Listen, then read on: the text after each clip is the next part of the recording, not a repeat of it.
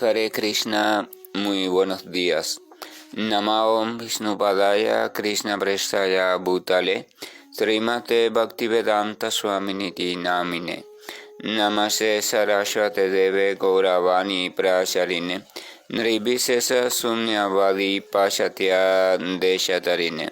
Shayatri Krishna Chaitanya Prabhu Nityananda Sri Advaita Gadadhara Srivasadi Gaura Bhaktavrinda.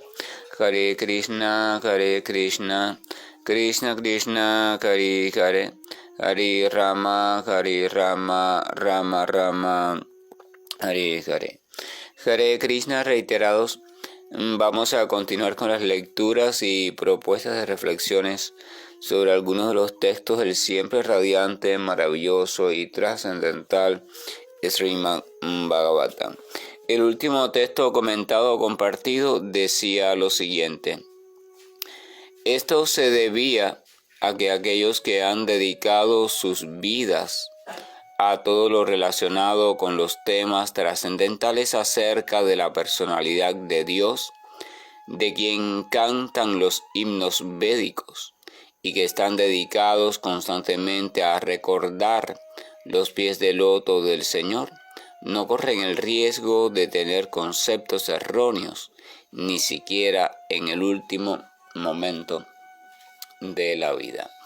Y sobre ese texto, que poco fue lo que realmente comentamos, hay dos aspectos importantes a tener en cuenta y sobre los cuales deberíamos un poco reflexionar, si es que en verdad que estamos interesados en el tema de la autorrealización. El primero de esos dos aspectos dice: eso se debía, o sea, se está refiriendo por supuesto a la conducta ejemplar de Maharaj Parishi, o sea, el rey Parishi, cuando se entera que ya le quedaban pocos días para la muerte, sabe que la muerte iba a venir de parte de una serpiente alada, o sea, un extraño animal que iba a aparecer de algún lugar debido a la maldición, a la invocación de un niño brahmana, y esa serpiente iba a morderlo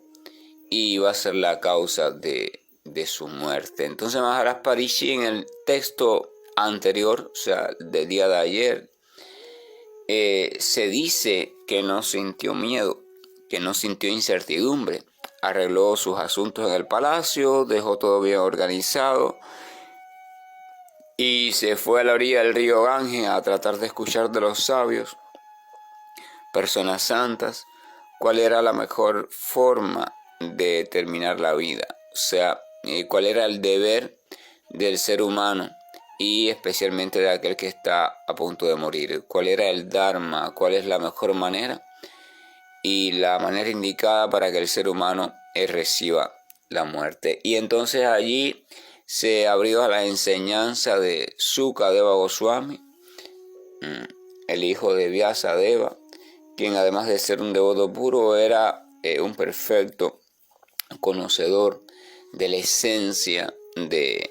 los Vedas. Entonces en Maharaj Parishi se dice que esa conducta de Maharaj Parishi se debía a que aquellos que han dedicado sus vidas a todo lo relacionado con los temas trascendentales acerca de la personalidad de Dios, aquellos que de una forma u otra han tratado de llevar su vida en conformidad al vínculo consciente que tienen con el Señor, y a cómo la vida un poco puede ir dando crédito a ese vínculo, un vínculo establecido en base al amor y al servicio devocional. Dice que ese tipo de personas que se ocupan en eso durante su vida y que además de eso están dedicados constantemente a recordar las maravillas del Señor, dice que no corren el riesgo de tener conceptos erróneos, ni siquiera en el último momento de su vida. Conceptos erróneos es sinónimo de varias cosas. Es sinónimo de ignorancia, es también sinónimo de tergiversación, es sinónimo de espejismo mental o de ilusión mental con respecto a una realidad que se confunde o se le interpreta o se le comprende de manera no veraz, o sea, de manera incorrecta. En la literatura védica, al Señor, y específicamente al conocimiento que deriva del Señor y que está relacionado al Señor,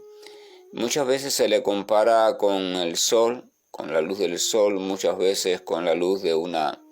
antorcha. En todo sentido se le compara con la luz, y a la ignorancia se le compara con la oscuridad, pero hay un tipo de espacio, por decirlo así, que no es el conocimiento verdadero, no es la ignorancia más oscura, pero es el mismo conocimiento ya un poco torcido, y entonces se le compara con los espejismos o las ilusiones. Al comparar a la suprema personalidad de Dios y a sus representantes puros como la luz del sol, entonces se está explicando que en ellos y en Él, específicamente en el Señor y en su presencia absoluta, no hay posibilidad de oscuridad. O sea, dentro de la luz misma no puede haber oscuridad, ya que la oscuridad significa ausencia de luz en un mayor o menor grado. Por tanto, si el conocimiento es la luz, dentro del propio conocimiento o estando en presencia plena del conocimiento, no hay posibilidad de ignorancia, teniendo en cuenta que la oscuridad es también sinónimo de ignorancia. Por tanto, una persona que de un modo u otro se vaya capacitando, se vaya liberando de los falsos conceptos que su propia mente le va dando, engañada por los sentidos materiales y engañada también por todo el arrastre de conceptos culturales en los cuales se ha criado, y sea capaz de establecerse en la inteligencia pura, aquella capacidad que le permite comprender las cosas tal y como son, y además de eso, a partir de ahí sea capaz de dirigir sus pasos hacia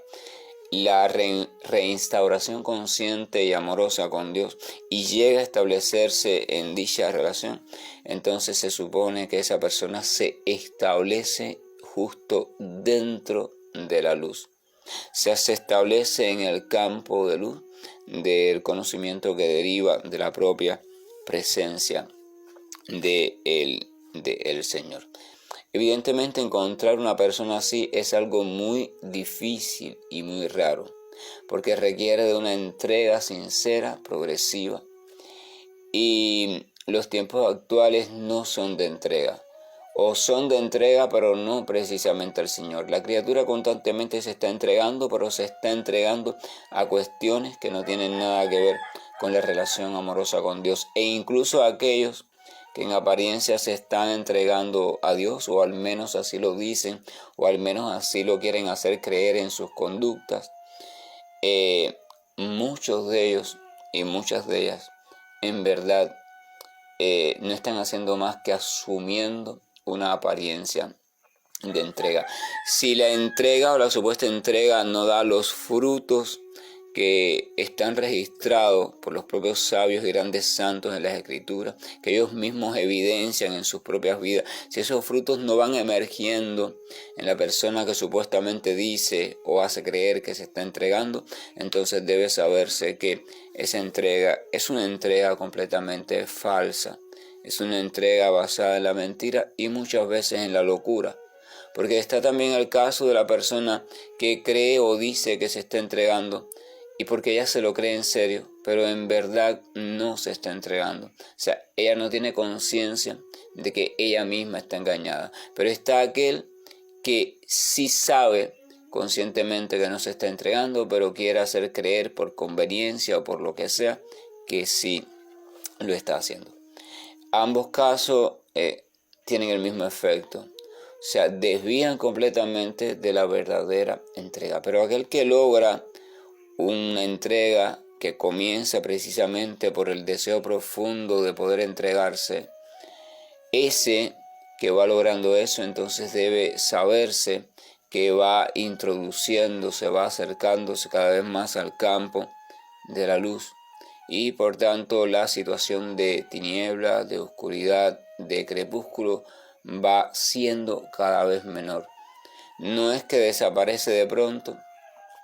y no es porque la luz no sea capaz de hacerle desaparecer, sino porque el progreso de la entrega es muy despacioso, muy inseguro, muy lento por las propias resistencias y apegos que la propia persona tiene. Por tanto, la entrega ha de verse como un proceso, y como todo proceso tiene sus etapas, y a veces hay algunas etapas que parecen retroceso, pero en verdad no son retrocesos, sino que a la vista de un conocedor del tema se pueden ver como simplemente parte del mismo proceso. Este Maharaj Parikshit, este rey, este devoto puro del Señor, esta persona que con sinceridad tenía un trato íntimo internamente con el Señor a la forma de el súbdito y su Señor amoroso, había dedicado su vida precisamente a ese tipo de entrega y a ese tipo de relación. Por tanto, no podía estar en la mentira, en el engaño o en la ignorancia. Y por tanto sabía precisamente lo que tenía que hacer.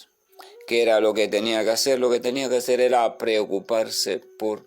buscar a una persona completamente autorizada y es dedicarse a escuchar de esa persona las respuestas a sus preguntas.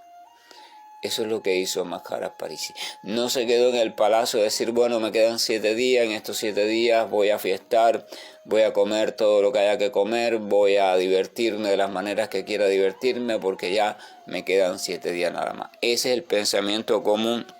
de las personas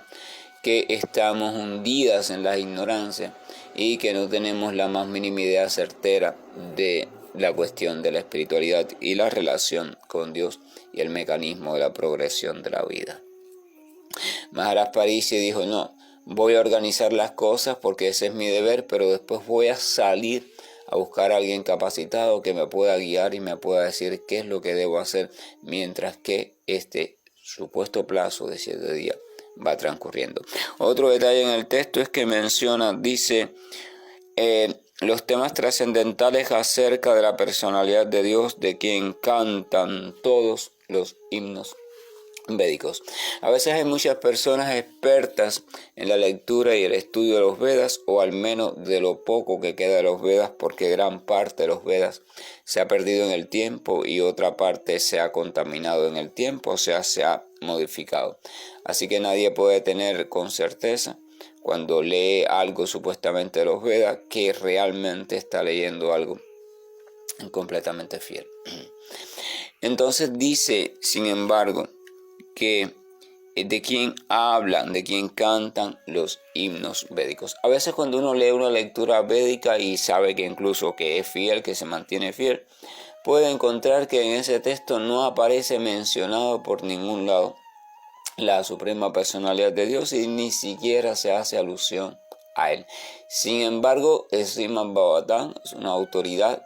está diciendo que todos los himnos védicos, incluyendo también a los textos védicos, cantan o hablan o hacen referencia al Señor Supremo.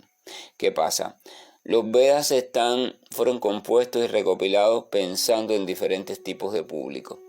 El público que iba desde aquel ser humano más lúcido e iluminado hasta el público que iba al ser humano más hundido en la ignorancia. Por tanto, la forma de hablar, la forma de manifestar y la forma de decir, así como las indicaciones, tenían que ser diferentes, porque no todo el mundo podía responder o podía comprender de la misma manera. Había que hablar de una manera a uno y de otra manera al otro, pero había que hablarles a todos, o había que darle la oportunidad a todos de irse relacionando con el Señor Supremo. De hecho, la sección de los Vedas que habla de los rituales y de las diferentes cuestiones que un ser humano podría hacer para alcanzar ciertas metas en su vida, en esas porciones, ahí dentro de la explicación de esas ofrendas, cantos, mantras e incluso de la mención de diferentes personalidades a las cuales se le debería hacer esas ofrendas, entonces ahí está implícito también el Señor. pero está implícito el Señor en una comprensión diferente. Señor Bhagavad Gita, en el Bhagavad Gita, el Señor dice, aquel que se dedica a la adoración de personalidades diferentes a mí, o sea, llamadas semidioses o deidades, como le quieran llamar, debe saberse que también me está adorando a mí, lo que lo está haciendo de un modo incorrecto. O sea, su adoración está basada en la ignorancia, pero me está adorando a mí ya que solamente yo soy el que da el supuesto beneficio que le dan esas personalidades. Solamente yo, en verdad yo soy el beneficiario último. Eso dice el Señor Bhagavad Gita. Pero esas personas en ese momento dado, dada su concepción y su comprensión de la vida, así como las enseñanzas que les dieron, están encontrando en esas figuras, en esas deidades, en esas personalidades, en esos elementos, su representación del Señor. Es a ellos a quienes conocen como el Señor Supremo. Pero si el vínculo que ellos establecen con esas personalidades es un vínculo de sinceridad y se van entregando poco a poco al servicio a esas personalidades, entonces también poco a poco y con la ayuda y la misericordia del Señor su conocimiento irá aumentando y llegará un momento, por la propia virtud también del Señor y de su devoto, que ellos podrán comprender que esas o esa personalidad a la cual ellos están sirviendo es al mismo tiempo un sirviente de alguien más elevado. Y entonces cuando comprendan eso, por lógica irán de manera natural hacia una pregunta: ¿quién es ese alguien más elevado? Y ojalá y pudiera yo conocerle o tener noticias de él. Y entonces empiezan a buscar y ese es el camino natural que le vas conduciendo hasta llegar al más elevado de los elevados, que es el propio Señor. O sea, por eso el Señor dice, me adoran a mí, pero de manera equivocada, de manera indirecta, de manera secundaria. El texto número 5 dice, mientras el magno y poderoso hijo de Abhimanyu sea el emperador del mundo, no hay ninguna posibilidad de que la personalidad de Kali prospere. O sea, el hijo de Abhimanyu es el rey Maharaj Parishi. Abhimanyu era uno de los Pándavas que fue muerto en la batalla de Kurukshetra. Continúa diciendo, en el mismo día y en el preciso momento en que la personalidad de Dios en la forma de Krishna se fue de esta tierra, entonces la personalidad de Kali, quien promueve toda clase de actividades irreligiosas, vino a este mundo. Esto es interesante, ya lo tratamos en cierta ocasión, pero ahora se repite aquí. Dice que en el mismo instante en que la personificación de la Suprema Personalidad de Dios abandonó la tierra, entonces inmediatamente la personalidad de Kali comenzó a entrar en este mundo. Fíjense, la personalidad de Kali, aunque ya existía, aún así no podía personificarse, no pudo manifestarse, no pudo dar señales de existencia, mientras que el Señor estaba reinando la vida de las personas, mientras que el Señor estaba presente de forma, por decirlo así, manifiesta y reconocible. Entonces, pero dice que inmediatamente el Señor dejó de estar presente en esa manera, entonces automáticamente la personalidad de Kali comenzó a aparecer. Esto nos vuelve a llevar al mismo punto de la luz y de la oscuridad, allí donde se cultiva o se cuida de las condiciones necesarias para que el Señor esté presente, allí donde se vive una relación real, sincera con el Señor. Entonces poco a poco y en la medida que por supuesto el practicante lo va permitiendo en virtud de su propia sinceridad, la oscuridad o la influencia de Kali Yuga, el dominio de las cosas que deterioran al ser humano, deja de estar presente poco a poco. Repito, no es un proceso de 1 y 2, o sea, ya está y ya no está, y todo se acabó y todo está bien. No, es un proceso de iluminación progresiva, de la misma manera en que la noche no da paso al día de pronto, sino que hay una etapa que se llama el alba, el amanecer, ¿verdad? Podemos ver que va amaneciendo progresivamente, pero eso sucede porque la Tierra sigue girando.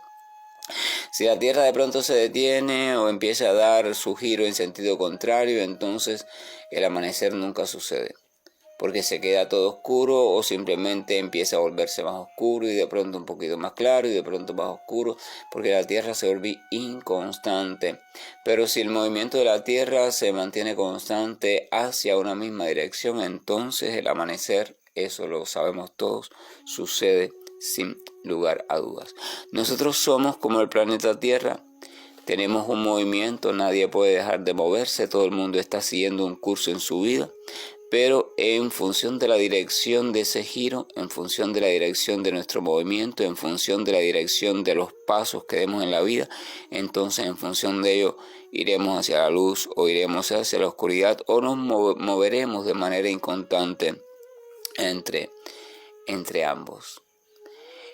Pero si llega un momento en que tenemos la suerte de establecer nuestra meta allí en el Señor Supremo y comenzamos a transitar en dirección a Él de manera firme, de manera constante, a nuestro paso, pero de manera constante bajo una buena guía, entonces de seguro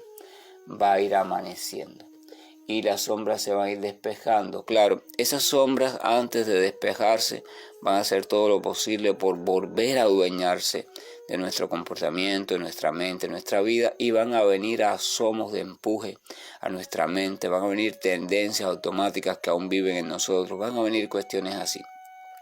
Y vamos a sentir el impulso de incurrir en ellas. Pero gracias a las buenas compañías, gracias a las buenas guías y gracias también a nuestra voluntad y a la misericordia y fortaleza del Señor, vamos a tener cada vez más la capacidad de detectarlas y vamos a tener cada vez más la capacidad de saber que no nos puede arrastrar a no ser que nosotros permitamos que nos arrastre. Entonces vamos a tener la capacidad de buscar la fortaleza en la presencia del Señor y a recordar que tenemos la capacidad de decidir, la capacidad de decir no quiero dar ese paso. Y fijar de nuevo nuestra mirada en la presencia del Señor y pedirle: Señor mío, por favor, ayúdame a permanecer estable en tus pies, ayúdame a permanecer estable en tu nombre, ayúdame a permanecer estable en tu presencia hasta que este fragmento de oscuridad termine de pasar, porque yo estoy decidido a transitar hacia la luz. Que la gracia y el amor de nuestro Señor nos acompañe, su bendición siempre esté con nosotros y que vayamos poco a poco entendiendo con claridad de qué se trata la relación con Krishna, de qué se trata la relación con el Señor Supremo, de qué se trata la relación con aquello a quien muchos llaman Dios, pero en verdad pocos conocen. Krishna, Krishna, Krishna Shri Krishna Govind Hare Murari Janat Narayan Vasudeva Shri Krishna Govind